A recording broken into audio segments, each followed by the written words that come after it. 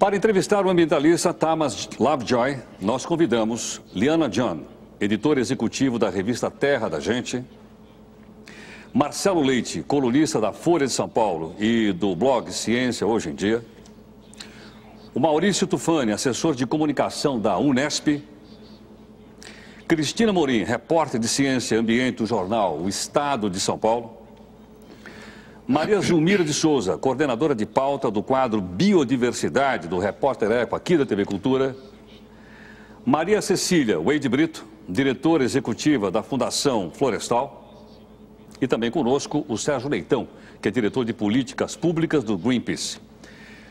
Nós temos também a participação do cartunista Paulo Caruso, registrando em seus desenhos momentos e os flagrantes do nosso programa desta noite.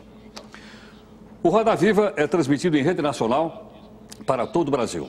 Como o programa de hoje é gravado, infelizmente você não vai poder fazer aquela participação que você faz todos os dias, mas você poderá fazer críticas ao nosso programa e fazer os seus comentários. Essas críticas e comentários você pode fazer pelo nosso e-mail, que é o tvcultura.com.br/Roda Viva. Eu vou repetir, tvcultura.com.br/Roda Viva. Boa noite, Dr. Lovejoy. Boa noite. Dr. Lovejoy, recentemente eu conversei com a ministra Marina Silva e ela disse, olha, nós temos uma boa notícia para dar para a opinião pública brasileira e também para a opinião pública mundial. Nós vamos conseguimos, segundo ela, já é um fato real, diminuir a velocidade com a qual a floresta amazônica vem sendo destruída. Dr. Lovejoy, será que eu posso acreditar nessa informação que obtive da própria ministra Marina Silva? Well, I'm sure it's very, very accurate information.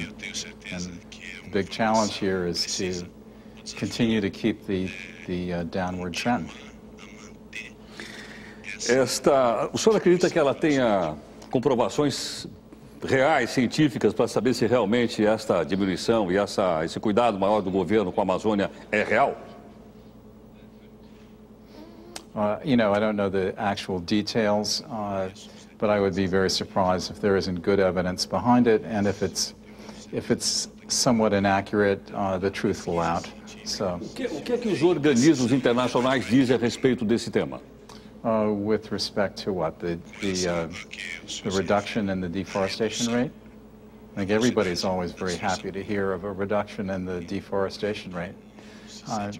But I would like to make a point which is as valid for greenhouse gas emissions as it is for the deforestation rate, and that it's not just about the rate at which things are happening, it's when it's going to stop and when you reach some kind of point of no return. O senhor veio para a Amazônia na década de 60, se o senhor fizesse uma avaliação dessa questão do desmatamento, do ritmo do desmatamento, do que vem acontecendo, como é que o senhor vê essa questão no Brasil? Qual é a avaliação que o senhor faz da época que o senhor conheceu a Amazônia com a Amazônia hoje? Well, let's just put it this way. When I arrived in 1965 and got off the airplane in Belém do Pará, there were 2 million people living in the Brazilian Amazon, and there was one road, the Belém-Brasilia Highway, and people were already remarking with great surprise about spontaneous colonization and deforestation occurring along the road. Well, people know pretty much the negative side of the history since then. And it's very disturbing and it's a big challenge. But what people know much less about is what's happened on the positive side of the agenda. And literally, if you add up every new kind of protected area that's been created either at the federal level or at the state level, include indigenous areas, something on the order of 40% of the Brazilian Amazon is under some form of protection, and that's a tremendous accomplishment. Now, I'd be the first one to say that's not enough. If one is really concerned about the future of the Amazon, you have to think about maintaining it as a system, and that requires enough forest cover in the right kinds of places to maintain the water cycle of the Amazon. Important not only for the Amazon, but for the rest of Brazil, to which it contributes about 40% of the rainfall. Mas quando o senhor chegou, nós tínhamos, o senhor disse 2 milhões de pessoas. Hoje nós temos 20 milhões de pessoas vivendo na Amazônia, né? Já os impactos já são irreparáveis. O senhor disse que precisa ter uma quantidade mínima, né, de mata para sobreviver, para que os ecossistemas funcionem. Quais são as perdas irreparáveis que o senhor já acha que tem na Amazônia?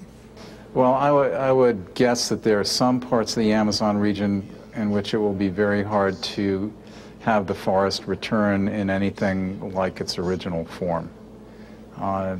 But there will also be large areas where the forest can return, and we need to just spend a lot of time thinking about those 20 million people and how they can have a real quality of life in the Amazon with much less impact on the forest. And I, for one, believe that cities are a central part of that because a large fraction of that 20 million are in cities. And if you look at the state of Amazonas with Manaus as its capital, it has one of the lowest deforestation rates because the economic free zone has attracted people into the city. So those who worry about the green agenda, like I do, actually have a deep vested interest in worrying about the urban agenda and making sure there's quality of life for those people. O climatologista Carlos Nobre defende a ideia de que o que falta numa política integrada do governo brasileiro para a Amazônia é o que ele chama, usando uma figura de um ITA, de um Instituto Tecnológico da Aeronáutica para a Amazônia, ou seja, uma grande instituição de pesquisa que seja capaz justamente de implementar uma política industrial dirigida para que cidades como Manaus, Belém, enfim, as grandes cidades da Amazônia possam se desenvolver do ponto de vista de uma indústria limpa, de uma indústria de alta tecnologia, uma indústria de serviços e diminuir a pressão que a busca pelo emprego, pela atividade econômica acaba levando à floresta hoje em dia. O senhor diria que essa é uma questão que realmente falha na política brasileira para o desenvolvimento da Amazônia? I think actually it's a very excellent idea, an institute, the very purpose of which is to find, you know, sort of the gentle ways of providing income for people who live in the Amazon, economic activity, and also seems to me could do things like create what has been needed for a long time, which is a model of the water cycle of the Amazon into which any proposed development project could be sort of put and tested to see what it will do to the overall water cycle. So you find out the consequences before you actually try to do something.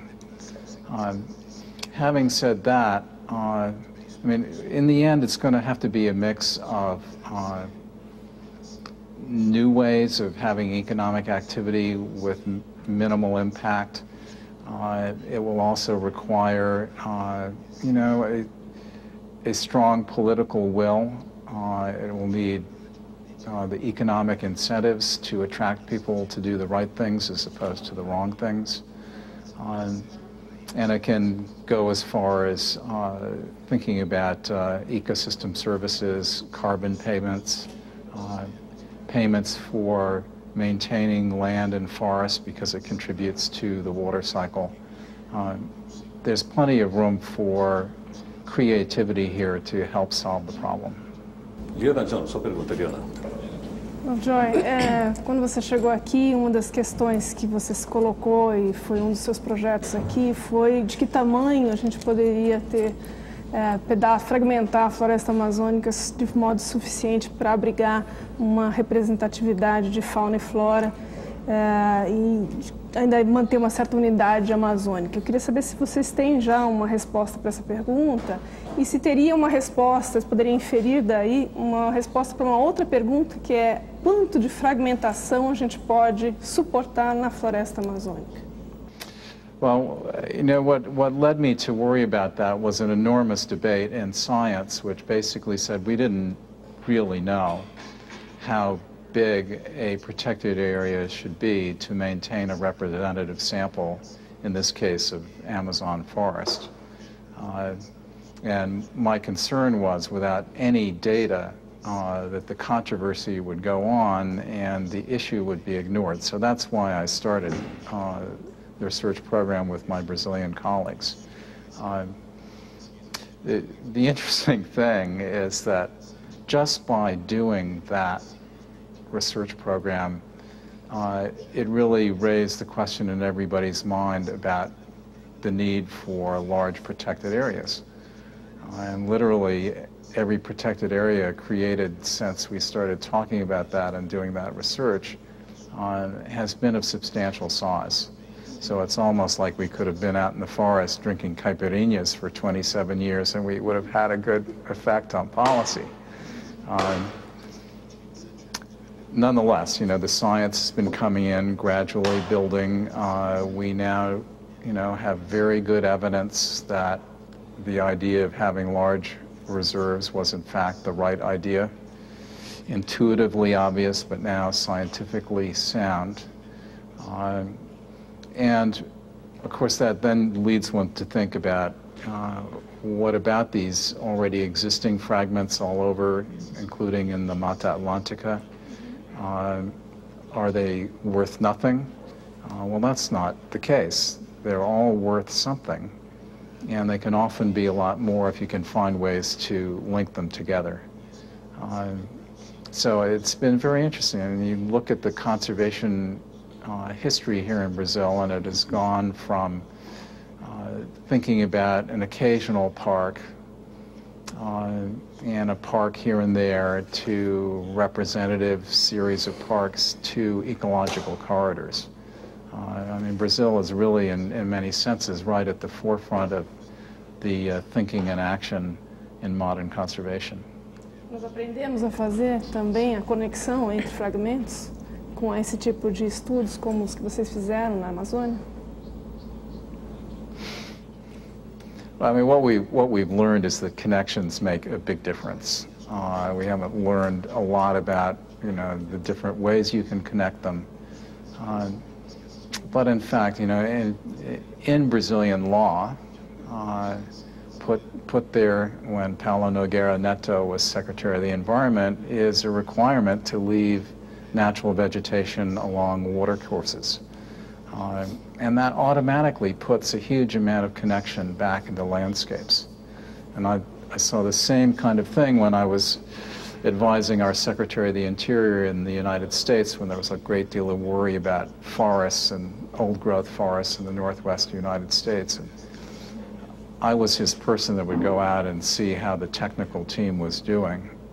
And in that particular case, if you really wanted to have good fishing, especially for salmon, it was important to have forest along the edges of streams, just like Paulo's law.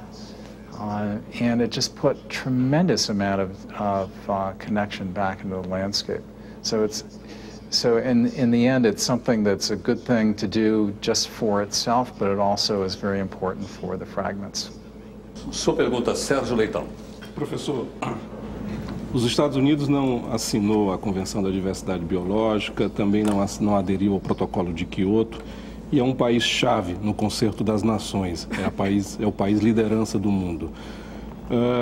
Tal como aqui no Brasil, a gente vê um quadro nos Estados Unidos onde democratas e republicanos pouco priorizam a questão ambiental, com honrosas exceções, como seria o caso de uma pessoa que lhe é muito próxima, o ex-vice-presidente americano Al Gore. Como é que o senhor vê o papel dos Estados Unidos na solução dos problemas ambientais no século XXI? Qual é o papel que o seu país terá no futuro próximo na solução dessas graves questões? Well, I mean, clearly, the United States is still currently the largest economy in the world, has a very important role to play. And it's not been playing it as well as it did, say, up until 15 years ago.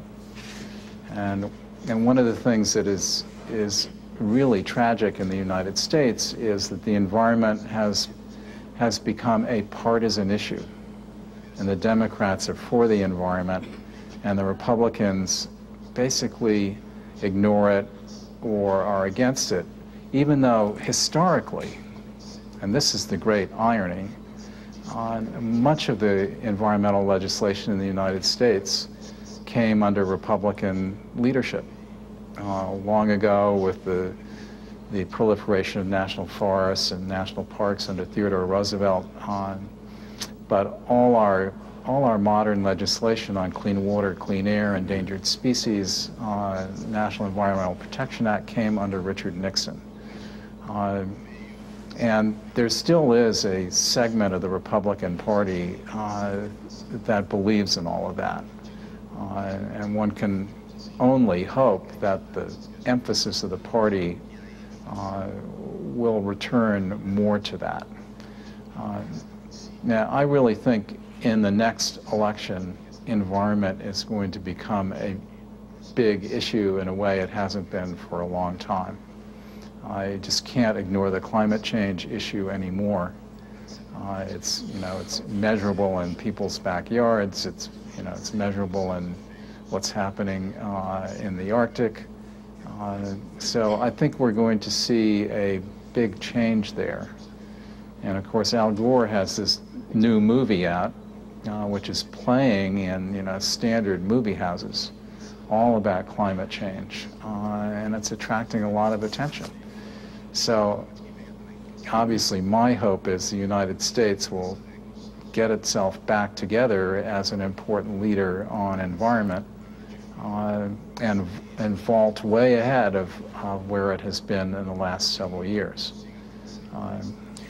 Nós voltamos um instante com o Roda Viva, que hoje tem na plateia como nosso convidado o jornalista Júlio Moreno, a vice-reitora acadêmica da Universidade de São Marcos, Luciane Miranda de Paula, e também o Dr. Paulo Nogueira Neto, ambientalista e o primeiro secretário nacional do Meio Ambiente, titular da Cátedra de Educação para Sociedades Sustentáveis da Universidade de São Marcos.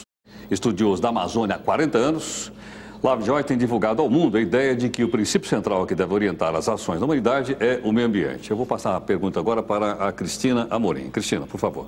Boa noite. O senhor fala com frequência que pelo menos 1/4 das espécies do mundo podem desaparecer em algumas décadas. Mas há algumas dúvidas levantadas a respeito dessa taxa. Eu gostaria de saber se esses números são realmente reais ou se eles foram superestimados para sensibilizar a sociedade para a questão ambiental. Well, first of all, one cannot make these estimations with any huge precision. Basically because the science of exploring life on Earth is still so superficial and preliminary. And, probably know one species out of every 10. So you have to sort of make approximations. I made the first projections of global extinction rates in 1980, I guess it was. And that's where that number, I think, 1/4 came from. And it was based on other estimates of deforestation rates, which I did not make, but were in the same report.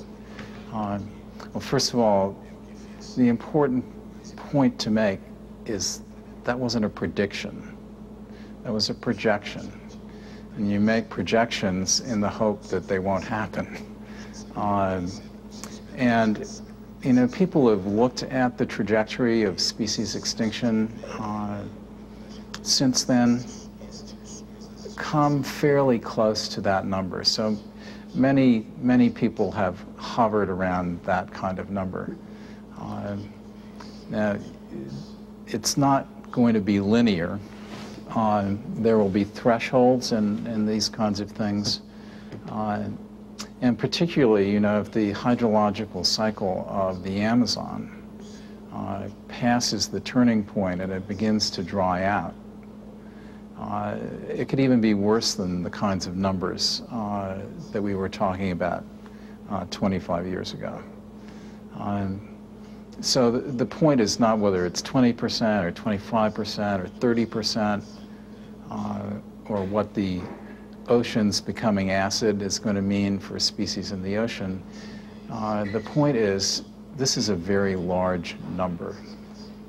And it's enough, I would think, to wake us all up and try and show a little respect for life on Earth just for itself and also what it means for our own well-being.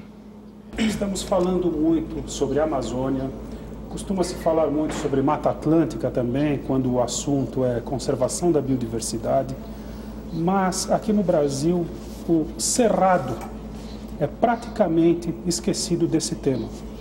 Aliás, quando se fala no avanço da fronteira agrícola em direção às bordas da floresta amazônica, muitas vezes se pressupõe uma área sobre a qual se tem o pleno direito de avançar, e é o caso do cerrado.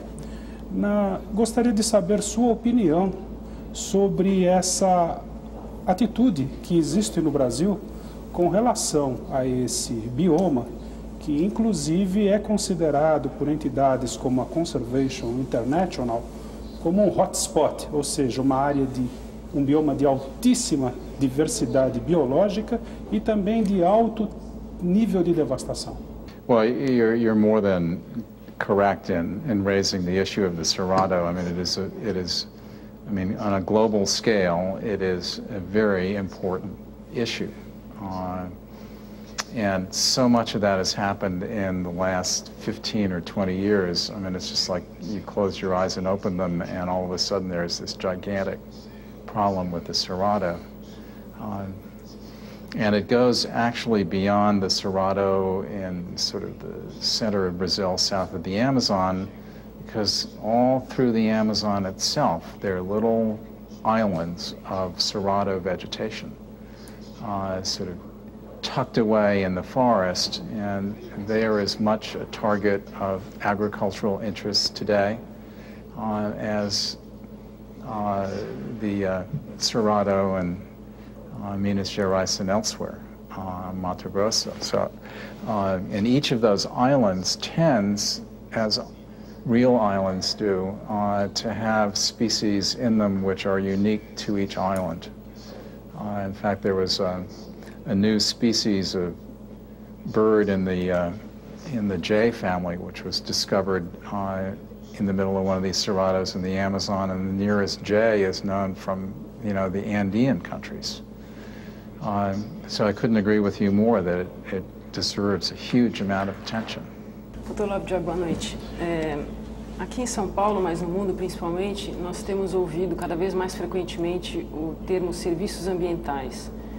E o resultado da avaliação ecossistêmica do milênio, que foi desenvolvida nos últimos 5 anos, tentou mostrar para o mundo o tamanho desses serviços e sua relação com o bem-estar humano. Será que no futuro próximo a contabilidade mundial, os PIBs dos países levarão de fato em conta os serviços ambientais, em detrimento apenas de considerar a natureza e seus recursos como um todo como dados de graça pelos exploradores desses mesmos recursos? O senhor vislumbra um futuro promissor por esse caminho? Well, for somebody like me, it's just so obvious that we should stop treating the services that nature provides, the ecosystem services, as free, because most things which are free don't get treated with much respect by markets. And so there are really interesting experiments like has been going on in Costa Rica, which actually has an ecosystem services law. Amazonas, the state of Amazonas is looking at something like that right now. And I mean, just think of the incredible service provided by the hydrological cycle of the Amazon, which even if you don't care about the Amazon, gives the rest of Brazil 40% of its rain. One wants to build in an incentive system so that people actually wish to protect the integrity of that system. So my sense is that 10 years from now we will see ecosystem services payments taking place all over the globe, and it will be for global cycles like the carbon cycle, be for big regional cycles like the hydrological cycle. In the Amazon, it will probably go beyond that to incentive payments for farmers to protect biodiversity on their land. And I think it will be a very, healthy thing to actually bring some of this into the economic system, which too often only looks at the short term and doesn't look at any long-term value at all. I don't think it will do everything that needs to be done, but it could be very powerful. And I look at it in a very simple-minded way. I mean, suppose I had some land in the Amazon. If I could get ecosystem services payments for maintaining that in forest and use that forest in ways that would also get other economic return, but not in any sense endanger the ecosystem service, the last thing I would want to do is turn around and have the forest cut down. Uma outra coisa que frequentemente se fala, que é uma maneira de valorizar também as florestas em pé, os ecossistemas íntegros, é o ecoturismo. Na Amazônia, lá no projeto de vocês, vocês praticaram um tipo de ecoturismo que talvez tenha até uma possibilidade até maior de trazer mais valor ainda, que é trazer pessoas influentes politicamente. O próprio Al Gore, quando era senador, esteve na Amazônia com vocês. E depois talvez tenha até mudado um pouco a sua postura em relação à Amazônia depois de conhecer de perto. Esse tipo de turismo para políticos não seria uma coisa interessante de praticar com mais frequência na Amazônia? E quem seriam os políticos que você levaria compulsoriamente para a Amazônia para conhecer e fazer um turismo político? Well, you know, I'll pass by those politicians who bringing them to the Amazon might be a form of regional pollution. But, you know, I believe inherent in every individual is the ability to just be amazed by the living world, that only would stop and look long enough. And although in a sense, I fell into this kind of ecotourism for decision makers, the minute I'd done it once, I could see that there was no better classroom. Nothing could equal taking people to essentially the heart of biodiversity on the planet and have them listen to it all night long, you know, as they tried to sleep in their hammocks, and then go out and see it during the day. And it has not failed in any single example to change how people think about it. You know, one person can only do so much, but I think if we could sort of multiply that kind of exposure of political and other leaders, economic leaders, economic development leaders. Like I recently had the president of the Inter-American Development Bank out in the forest, and you know, he's talking about the Amazon all the time now that he's back. It's a great way to do it.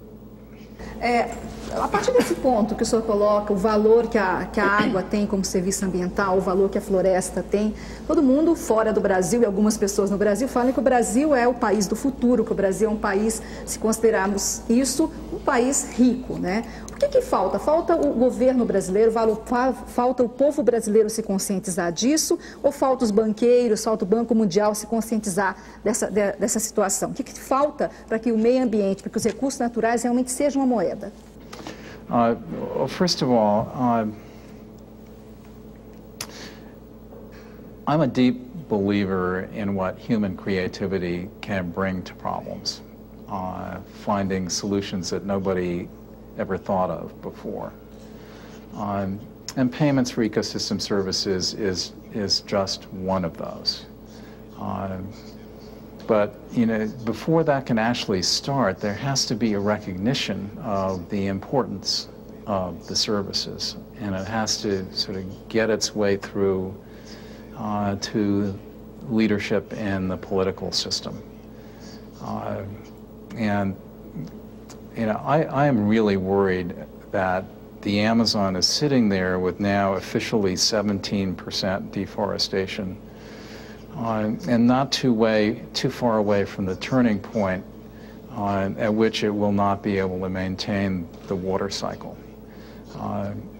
And the difference between today and when those of us who learned about it 25 years ago were first thinking about it is we know that the minimum amount of forest to resist the drying effects has to be large enough to withstand the deforestation. It has to be large enough to withstand an El Nino year on top of that, like 1997, 98, very dry year. And from last year, we know, as sort of a preview of what climate change could bring, that there's an independent drought system. So you need a minimum amount of forest big enough to withstand all three of those. And you know, this gives me an opportunity to talk about it. Carlos Nobre talks about it, Anea Salati talks about it. But this is really something that should be front and center on the agenda in Brasilia, because Brazil's future without the rainfall that maintains the Amazon and that contributes 40% to the rainfall in the rest of Brazil is a much more challenging future, shall we say, than if we were able to maintain those ecosystem services. Dr. Lovejoy, eu queria voltar ao papel do ambientalismo na cultura e na política contemporâneas. O ambientalismo, ele, de certo modo, é uma história de sucesso. Como o senhor mesmo mencionou, Al Gore, o presidente do Banco Mundial, ex-presidente do Banco Mundial, James Wolfensohn, e o maior financiador hoje, ou talvez um dos maiores financiadores de causas ambientais, é Gordon Moore, da Intel. Enfim, existe uma penetração muito grande da ideia do valor ambiental, em parte, pelo menos, da elite norte-americana. Mas, por outro lado, ele não tem conseguido resultados expressivos naquilo que realmente talvez importe. Por exemplo, mudança de hábitos de consumo nos Estados Unidos. E avançou muito pouco nisso. Alguns diriam até que se regrediu nisso. Os índices de consumo continuam aumentando. A própria ideia de remuneração, de compensação para países detentores de biodiversidade, para que preservem essa mesma biodiversidade, suas florestas tropicais, enfrenta dificuldades, continua enfrentando dificuldades enormes do ponto de vista prático e político. O próprio Banco Mundial, que o senhor mencionou, embora o seu presidente, na época, fosse uma pessoa aberta e sensível às questões ambientais, aprovou ou foi acusado de relaxar padrões ambientais na concessão de um empréstimo privado para o grupo Amage, plantador de soja na floresta de transição importantíssima do Mato Grosso, entre o Cerrado e a Amazônia. Enfim, estamos... o quanto falta? Há 15 anos já se falava, ou pelo menos se discutia na ECO 92 a ideia da compensação, e até hoje isso não avançou. O quanto há de wishful thinking na sua posição com relação ao papel dos políticos e das celebridades, e o quanto há de perspectivas reais de transformação? Well, I mean, first of all, I don't think there's a single sort of political movement, if you want to call it a political movement. I think there's not a single political movement in the world which goes from realization of a problem to the solution without some ups and downs along the way. I think one just has to be prepared for that. And one also has to be very cognizant of not just making it something which is discussed at an elite kind of level. I mean, this is something that has to work not only from top down, but from bottom up. And in the end, you know, all of us are affecting the environment one way or another. Americans on average more than most in the world. That's, you know, it's not all Americans do it that way, nor do all Brazilians not do it that way. So it's a very complicated mix. The issue is, in a sense, can we get it beyond where we are right now, where the issue of environment has been, in the parlance of the development banks, been mainstreamed. What's really happened is been added to the agenda, but not with sufficient importance. And so the issue here is whether we can break out of it and how we break out of it, and give it the kind of seriousness that was present at Rio 1992.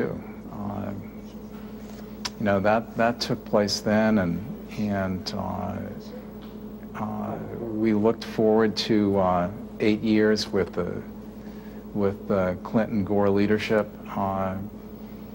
and a certain amount got done, and then all of a sudden there was a strong Republican Congress that sort of cut it off, you know, from being able to be effective. So the issue really for everybody in the world is how to elevate the issue that's going to be here with us, you know, not just for ourselves, but for our children and grandchildren and beyond. O Roda Viva, que hoje é acompanhada aqui na plateia pela professora Helena Degreas, que é coordenadora do curso de Arquitetura e Urbanismo na Universidade de São Marcos, e também pelo Nilson Máximo, que é coordenador do programa Clique Árvore da Fundação SOS Mata Atlântica. Doutor Lovejoy, quando a gente fala em Amazônia, nós estamos só falando em Amazônia brasileira? Ou estamos falando na Amazônia que ultrapassa as fronteiras do Brasil e chega até Colômbia, Venezuela, Peru e mesmo os países da Goiânia? Dá para ter uma visão da Amazônia como um todo, além das fronteiras nacionais? Well, you know, obviously we've been focusing on Brazil because we're in Brazil, and 2/3 of it belongs to Brazil. But the reality is you have to think of it as an entire system. And that's really 8 countries. You know, and you know, Brazil could do the best it possibly could, and if the other countries did not, it would be really very bad for the Brazilian Amazon. And so that's why I've taken enormous heart in the organization of the Treaty of Amazon Cooperation, which I guess for close to 3 years now has finally been permanently headquartered in Brasilia, and led by an extraordinary woman, a former vice president of Ecuador, Rosalia Arteaga. And I think the kind of leadership she's bringing to all of that will help us deal with this 8-nation system. So, yes, you have to think about the whole thing. Pois não, Marcelo. Gostaria de retomar um pouco aquela questão da penetração dos valores e das ideias ambientais na sociedade, seja norte-americana, seja brasileira, porque eu acho que é uma questão fundamental. Eu tenho uma séria dúvida se essa penetração ela é consistente ou se ela é uma coisa mais adventícia ou mais superficial. Eu vou lhe dar 2 exemplos, gostaria que o senhor comentasse.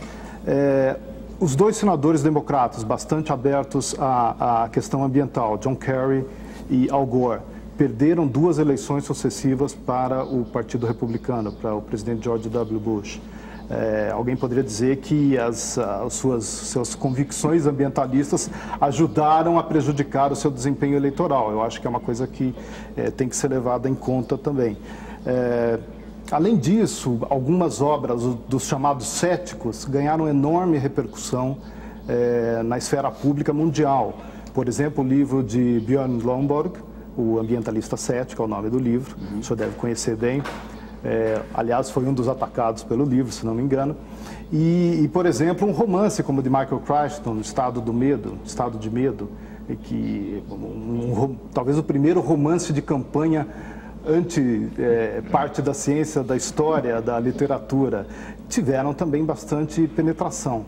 O senhor não acha que são bons indicadores de que a causa ambiental talvez não esteja tão bem no domínio público, digamos assim, quanto nós todos aqui queremos acreditar? Well, let me just respond to the particular things and then say one other. Gore and Kerry losing to George W. Bush had almost nothing to do with the environment, except to the extent that Al Gore never talked about it. If he had been much more true to himself, I think he would have actually won that election.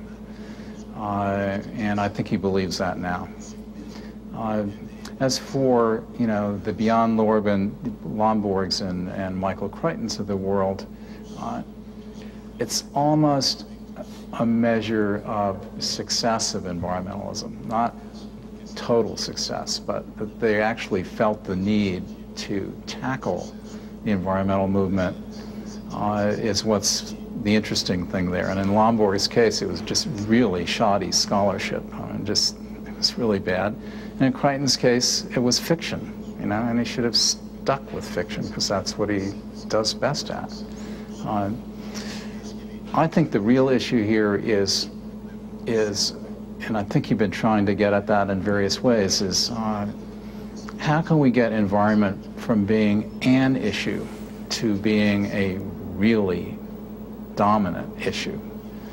And, you know, my big worry is that it's going to take some equivalent of a tsunami, some environmental disaster, before people will wake up, rather than sort of seeing these things ahead of time and trying to avoid them. And we actually have one of these already occurring right now, and almost nobody knows about it. I'm only just beginning to see it and get it into media attention in the United States, and that is the oceans. You know, 2/3 of the surface of the planet. The oceans are now 30% more acid than they were in pre-industrial times. And any organism that builds a skeleton, like a coral does, out of calcium carbonate, is going to be affected by that trend. I mean, it's you know, if we went to our doctor for our annual physical and had blood chemistry results like that, we would probably be dumped in the hospital immediately. And yet, we're talking about the whole living planet, and nobody seems to know. Hoje, fundamentalmente, o avanço da fronteira agrícola sobre a Amazônia se dá na mão da iniciativa privada, inclusive de grupos americanos. É o caso, por exemplo, da Cargill, da Bunge, que embora de origem holandesa, mas tem sede nos Estados Unidos, da ADM, que é uma das grandes trades do agronegócio. Isso muda radicalmente o perfil daquela iniciativa que até então se tinha como do Estado. Hoje, por exemplo, 60% das dívidas do setor agropecuário no Brasil estão na mão das empresas do agronegócio e não do governo, dos bancos oficiais. Portanto, isso muda radicalmente a possibilidade do governo ter um papel de desestimular ou de refrear essas atividades. Isso não é só no Brasil, nos Estados Unidos também. Isso tem a ver com a fúria da desregulamentação dos anos Reagan, dos anos 80, dos anos 90. Qual é o papel que o senhor vê da questão das empresas, do setor privado e desse reequilíbrio com o setor da política? Porque a política, o senhor colocou em certo princípio que ela, em determinados momentos, ela teria um problema em relação à questão da efetividade das normas ambientais, ou seja, do cumprimento da fiscalização ambiental. Como é que o senhor vê o reequilíbrio desse papel do Estado, que deixou de ser o mesmo no Brasil dos anos 80, dos anos 90, com o paralelo que se pode traçar nos Estados Unidos, que é de uma feroz desregulamentação, de minimizar, inclusive, os padrões do bom respeito ao meio ambiente? Well, there's no question that what is going on in the private sector is almost dominant in terms of its implications for the environment, whether we're talking about agriculture or many, many other things. And what I am seeing, actually, in a lot of corporations in the United States is a recognition that they actually need to take these kinds of issues into account very seriously. And so all of a sudden, you know, all these big corporations are issuing sustainability reports, and the big Wall Street investment banker Goldman Sachs has just announced a couple months back a major line of credit for sustainable development investments. And I've been there and I've talked to the people, and this is, I mean, they're serious. It's not some superficial kind of thing. So, you know, and I I think you're seeing in a lot of multinational companies anyway, a recognition that they need to deal with these things. Yeah. Will that be enough for them to do all the things that in an ideal world people in the environment think they should do? I think the answer is no. I think it will have to come as a combination of corporate leadership, government regulation, and government incentives. I mean, that's, you know, we have government to deal with really big problems that don't get solved any other way. And I think this is one of those. Dr. Lovejoy, na mesma direção, uma das coisas que no Brasil se tem falado bastante também e feito até um alarde positivo no que diz respeito à produção nacional dos biocombustíveis. Que ainda que, por um lado, eles sejam bastante interessantes no que diz respeito à matriz energética do país e as questões relacionadas aos combustíveis fósseis e mudanças climáticas em decorrência do uso dos mesmos, nós poderemos possivelmente ver um paradoxo que será exatamente produzir em escala brasileira os biocombustíveis em detrimento dos ecossistemas, como já vimos no caso da Mata Atlântica, particularmente relacionada à cana-de-açúcar. O senhor vê possibilidade de um equilíbrio nessa situação de um combustível mais limpo e também regulado no sentido de não prejudicar e invadir os ecossistemas ainda remanescentes? Well, you know, I think biofuels is in fact like any other kind of technology. It all comes down to the details of how it's done. And first of all, I mean, looking at the greenhouse gas issue, I don't think there is a single solution to it. You know, I think the solution will be a combination of things which run from energy efficiency and energy conservation to biofuels, to maybe developing ways to burn coal without releasing CO2 to the atmosphere, and the like.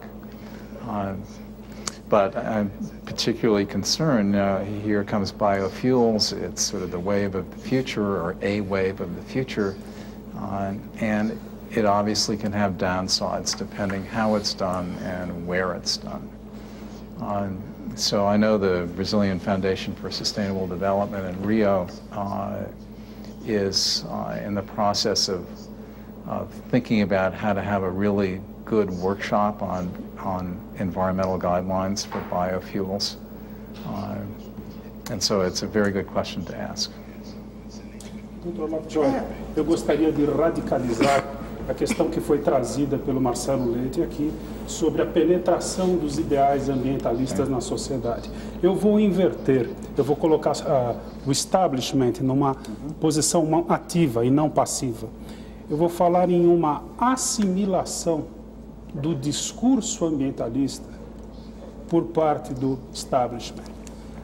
Por exemplo, como que o senhor vê empresas grandes empresas, grandes corporações, que passam a atuar montando suas próprias não governamentais, que passam a assimilar o discurso ambientalista, né? E por falar em organizações não governamentais, fica também a questão de que existe uma crença de que elas sejam um mecanismo de intervenção na sociedade e na natureza acima do Estado e acima do mercado, né?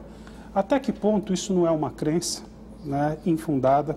Até que ponto elas não podem estar repetindo os vícios tanto do Estado como do mercado, né?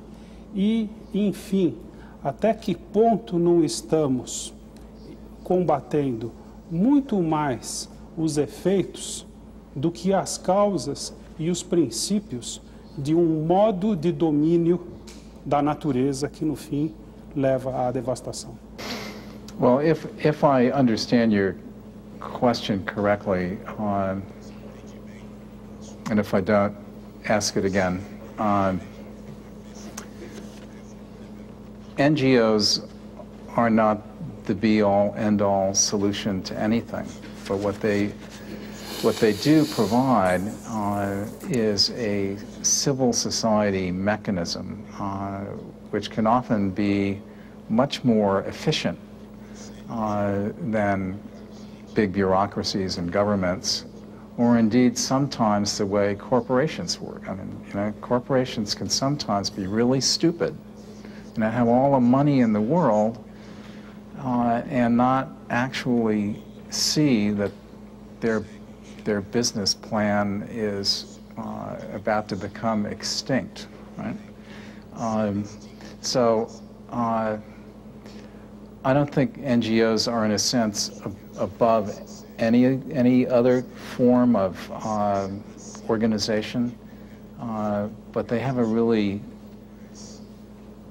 basic agility and an ability to take on points of view that are harder for bigger governmental institutions and very often corporations.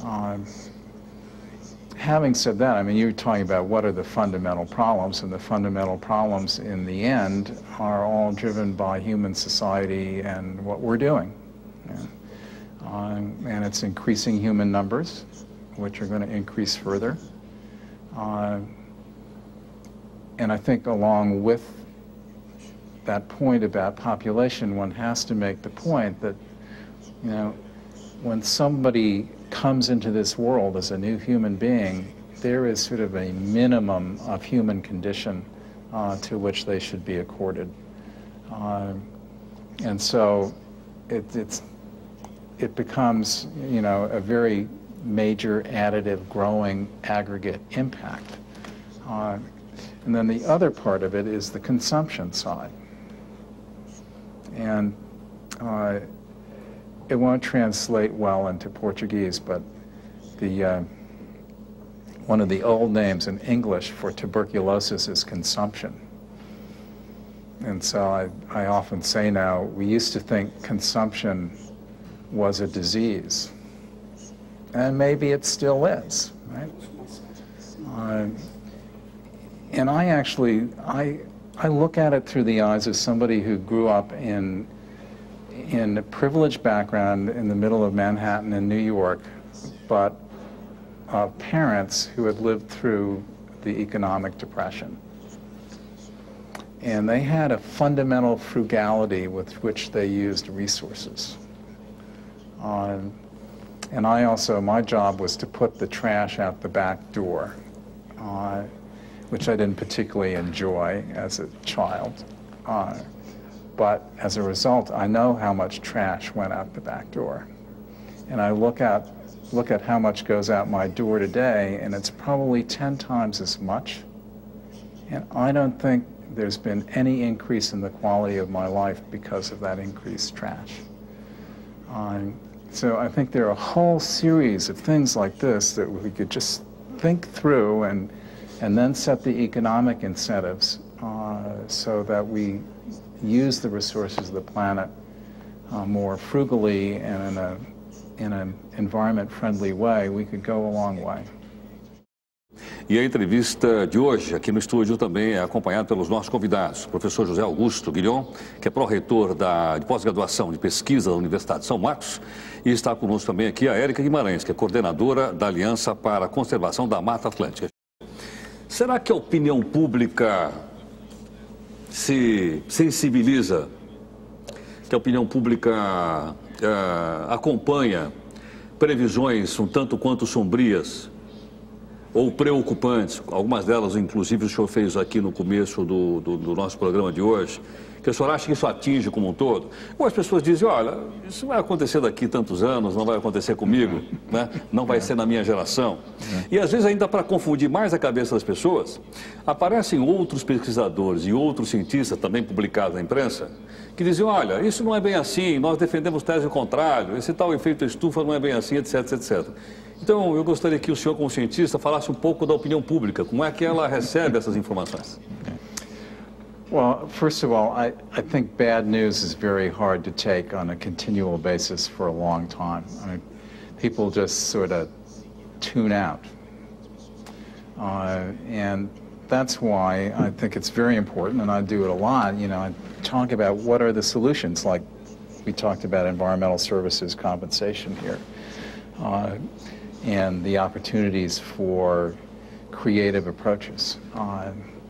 And so, anyway, the point is it's very easy to get turned off by just realizing that day after day how bad the problems actually are.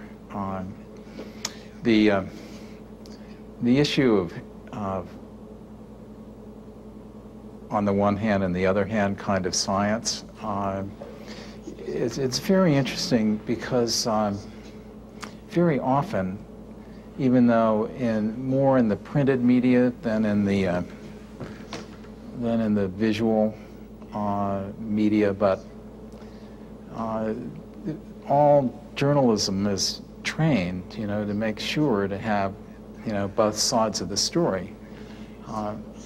Well, sometimes there are not two sides to the story, and yet there will be some fringe person out there somewhere, like Bjorn Lornborg, who will sort of be attracted to the journalists looking for that other side of it. Having said that, also, a lot of scientists aren't trained just to sort of say it. They are always talking to their colleagues in endless detail and with all the caveats. But what we are now finding that a number of scientists are actually learning how to, talk as citizens as opposed to talk as scientists, and I think that's a very useful advance. O que levou o senhor a se apaixonar pela Amazônia? Como é que foi a primeira vez que o senhor esteve lá? O que fez com que o senhor se interessasse tanto por esse lugar do planeta? Well, the answer is I was just looking for an adventure. I was a biologist and I wanted to go to exotic places with exotic flora and fauna and have an adventure as a career, right? And it was sort of one of those lucky things that I got a chance to go to Pará in the summer of 1965.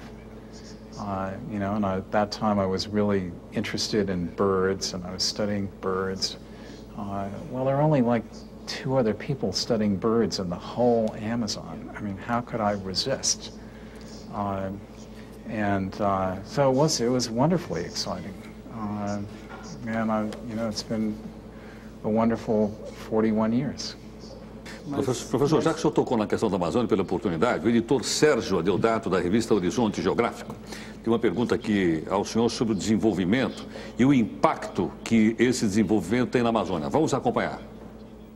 Thomas, muito se fala em desenvolvimento sustentável da Amazônia, mas atividades predatórias como corte de madeira ilegal sem planos de manejo, ou corte de floresta para implantação de pastos ou para a formação de áreas agrícolas, são atividades economicamente muito mais rentáveis e vantajosas do que a exploração sustentável dos recursos naturais da floresta. Como inverter essa equação? Como tornar o desenvolvimento sustentável uma atividade que tenha escala comercial e que seja realmente uma realidade na Amazônia? Well, the problem you describe is something that actually repeats itself in a whole variety of situations around the world, and the issue in the end is to find some combination of alternate economic activities, alternate forms of compensation and incentives, together with regulation and presence of government to shift that balance. It's never simple, and it always comes down to a lot of difficult details. Queria pegar uma carona um pouco na pergunta do Sérgio Adeodato e colocar num nível internacional.